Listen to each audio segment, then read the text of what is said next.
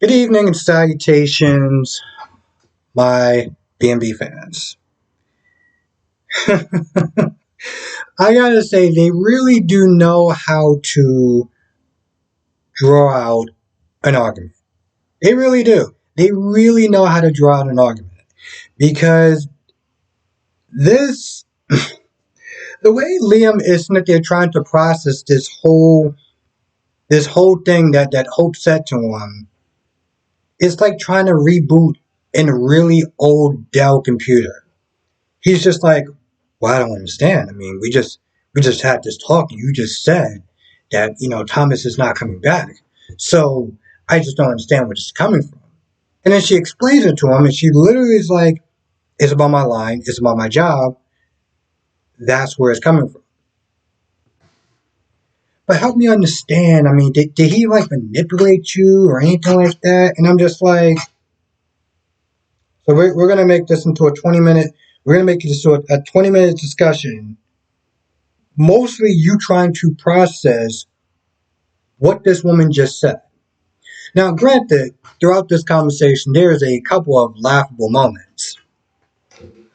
One of those things being that Thomas changed, that she believes that Thomas has changed this time. And Liam is like, so we're just going to have another deja vu moment, right? Because you know what happened last time? Last time we had this talk? You know what you said to me? Thomas changed. And then did all this crazy wacky doodle stuff. And now you come back at me and you're just like, oh, Thomas changed. Yep, we done went through this before. So I understand to an extent where Liam is coming from. This happened more than once. This happened before I started watching the show. And the way he's looking at her is like, bro, are you kidding me? Like, did we not just have this talk like, I don't know, a couple years ago?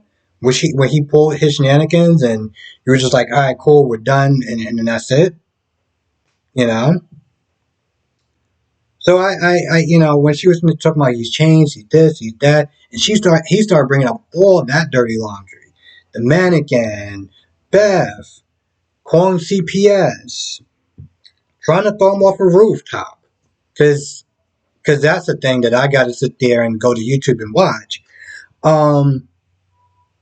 He's brought up all the different times that he said one thing and did something else. And, my whole thing is, my hope is like, this is about her line, this is about this is about that. It's like, yeah, I get that, but, there's no buts. That's the problem. This is the part that you're not understanding. There's no buts. Either Thomas works on the line, or the line is dead. Her career is dead. What part of that are you not understanding? She says that this line is important to her. So you need to sit there and shut up and follow suit. I don't. I'm befuddled by how he's just not getting this. And finally, she puts her foot down. She's like, "Yo, listen, this is gonna happen, and I need you to support me." She was like, "All right, fine, I will." I said, good. I mean, we took like 30 minutes to get there, but you know what? We finally got there, so that's good.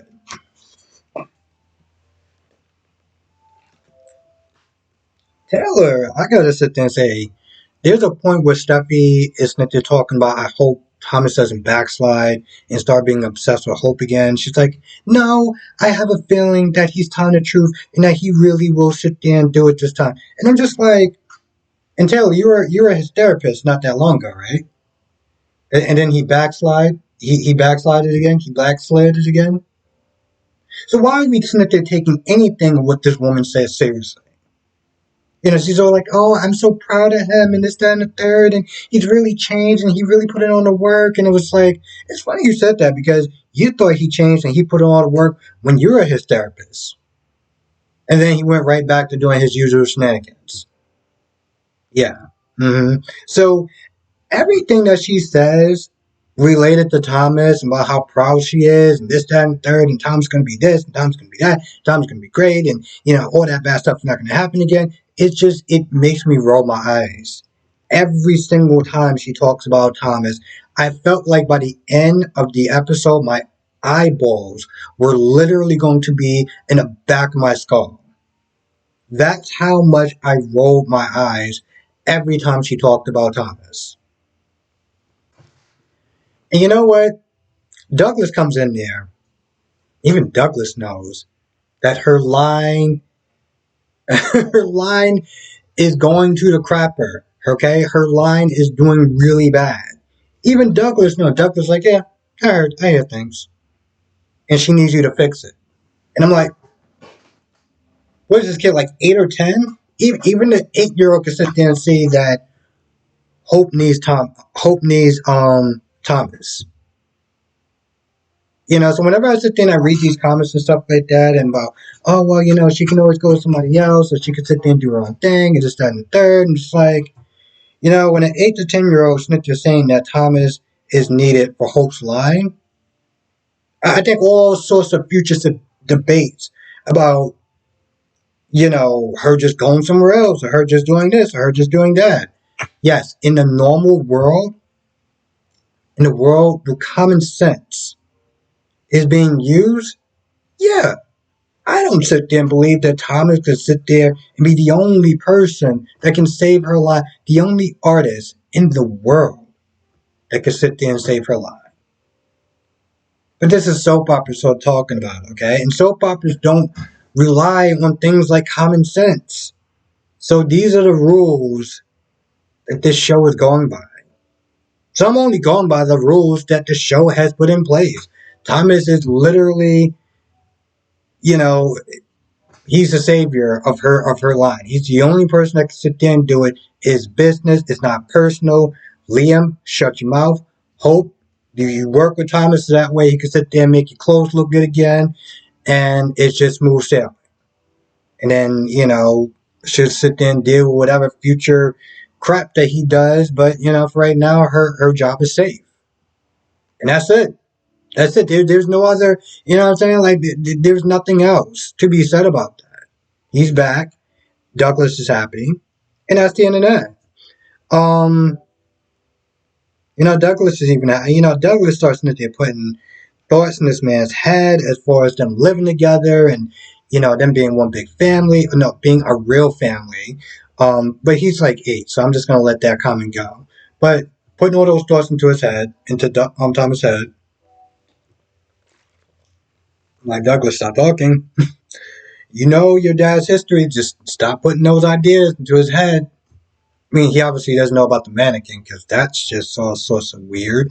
Um, I'm like, listen, I don't care how hot a chick is. Okay, I don't care how big her boobs are. There is no way on this or any other planet I will ever sit there and get a mannequin. That's just disturbing. Okay, that is disturbing. Point blank. Period. But I feel like that's about it for the most part. It was hilarious. I enjoyed the comedy of this show. I said this in the big collab that we did with Brock, DC, and James. That B&B is my favorite soap opera comedy. Okay, and it has not disappointed me so far yet. I think the way, like all these shows, they have different energies, and when you're able to understand how they flow, it just makes a world of sense. B&B is one of those shows where it's like you gotta sit there and leave a good chunk of your brain at the door and then start watching the show and just accepting it for what it is. Okay? I think if I was actually drinking some wine, I would have really cracked up at some of the stuff that was going on in this episode, but because I still got this and another review to do, I can't just sit there and open the bottle just yet. But Um, you gotta just sit there and take this show for what it is. You gotta take this show for what it is. You gotta sit there and take Y&R from what it is. GH and Days. Um, I can't really think of anything else that happened in this episode.